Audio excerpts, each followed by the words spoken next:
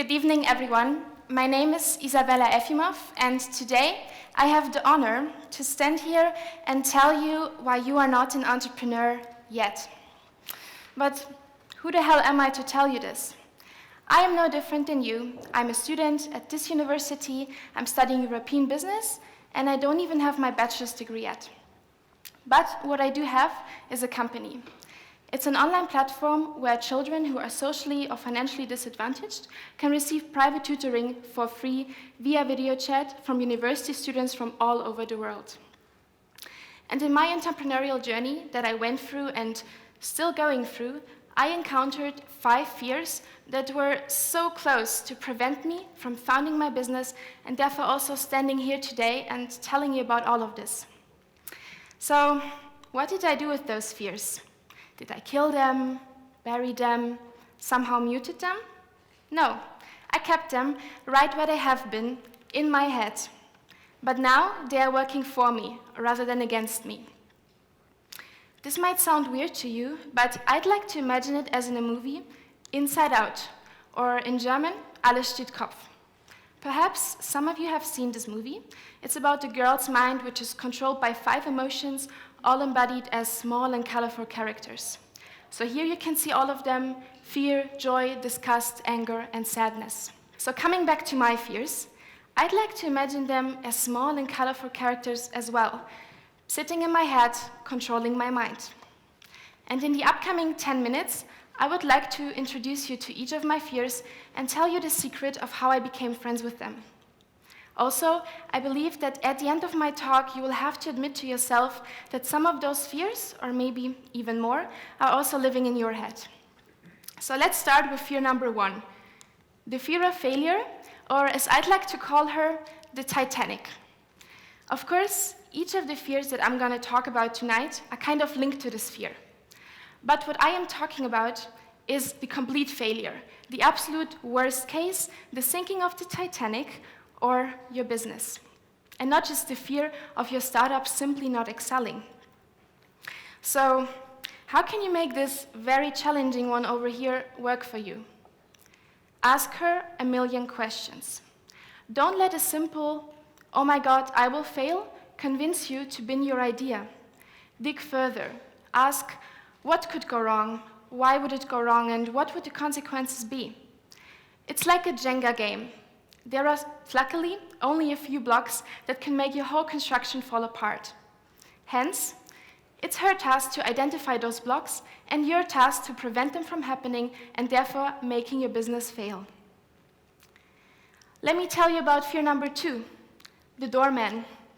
And ladies and gentlemen, this fear constantly annoys me.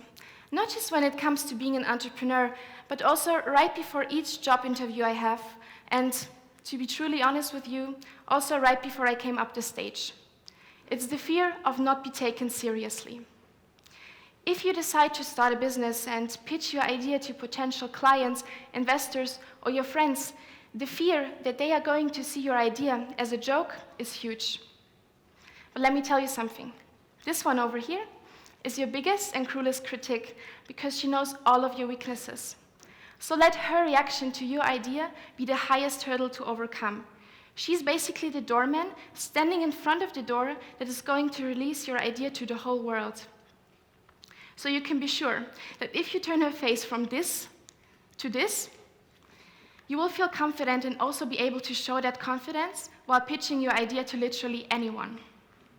Let me mention that this process of getting through the door is not only going to happen at the beginning of your entrepreneurial journey. It is surely going to happen at multiple milestones, such as releasing a new product in your assortment, or in my personal experience, it was launching our updated platform.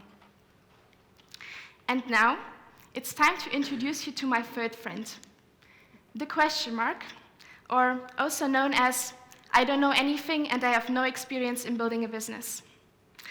Sorry everyone, but I kind of have to admit that she's right. I didn't have any entrepreneurial experience, and my knowledge in this area was also not admirable. But still, I somehow made it this far. So let's break this down. She is pointing out 2 things, knowledge and experience. I won't tell you anything new by saying acquire your knowledge through internet or books. But let's face it, unless your name is Sergey Brin or Larry Page, you cannot just Google your way to become a billionaire. You need to have the experience. However, it doesn't have to be your own experience. In the first 3 months, having founded my startup, I struggled a lot with public relations and getting my idea into the press. I noticed that there is a company, also non-profit, well-established, with the mission of helping financially disadvantaged children to get into university. This company frequently gets a lot of positive attention from press. So I found a way to get into contact with the founder and asked her for help. Not only did I receive an extensive list of contacts from all big newspapers in Germany, also I got a mentor who I still ask for advice up to now. Drawing from her experience helped me substitute my own lacking experience. To wrap this sphere up, let her find the question marks, the gaps that need to be filled so that you can start building your knowledge and network based on that. The fourth fear concerns something that makes the world go round, something that can't buy you happiness, but shoes and other fun stuff. I am talking about money. And its lack is probably the biggest fear and obstacle faced by entrepreneurs before and during they take the plunge and start a business. Totally understandable, and being a student, I know this feeling really well. So, there is a quote by the American inventor Ken Hakuta that highlights something very true. He says, "The lack of money is not an obstacle. The lack of an idea is an obstacle."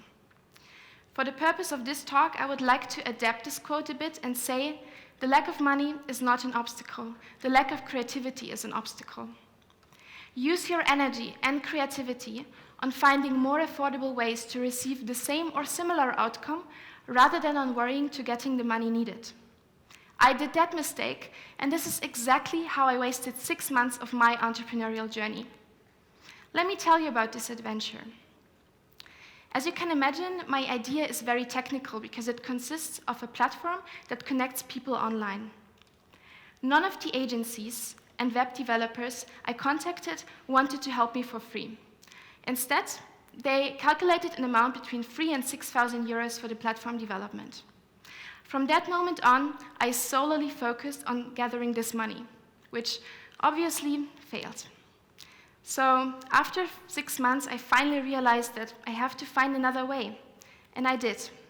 I taught myself basic web design and web development skills, built a simple website, created 2 Google Docs where tutors and tutees could sign in, and started connecting them myself via email.